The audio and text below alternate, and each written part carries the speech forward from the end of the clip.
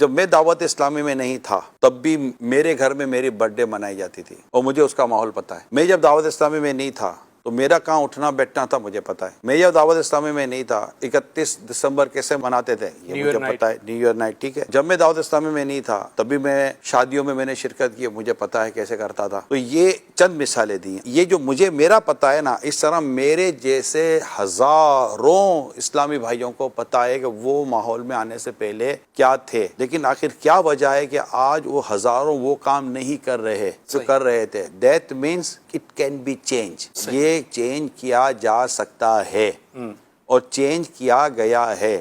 ٹھیک ہے. آپ اگر ذہن سازی کرتے ہیں, سمجھاتے ہیں, بتاتے ہیں تو فرق پڑتا ہے, ڈیفینیٹ پڑتا ہے. یعنی یہ چینجز پاسبل ہیں, ایسا نہیں ہے.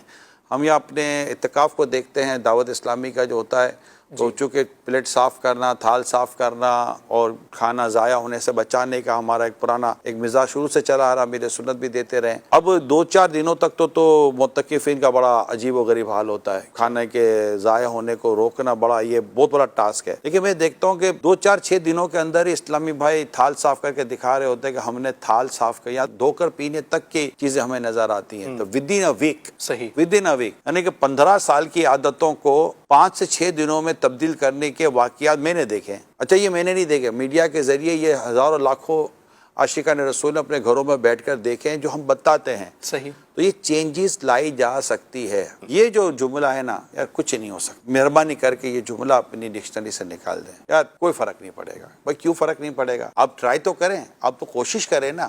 آپ بولے یار کیا فائدہ؟ سب سے پہلا فائدہ یہ کہ اگر آپ اصلاح امت پر کام کریں گے تو سب سے بنیادی فائدہ یہ بھی ہے کہ آپ کو اس کا ثواب ملے گا. آپ کو ثواب ملنا کیا یہ فائدہ کم ہے کہ کوئی اگر نہیں بھی بدلتا تو آپ کو کوشش کرنے کا ثواب ملے گا. وَذَكِّرْ فَإِنَّ الذِّكْرَىٰ تَنفَعُ الْمُؤْمِنِينَ. اس کو یاد کر لیں تو سمجھاؤ کہ سمجھانا مسلمانوں کو فائدہ دیتا ہے.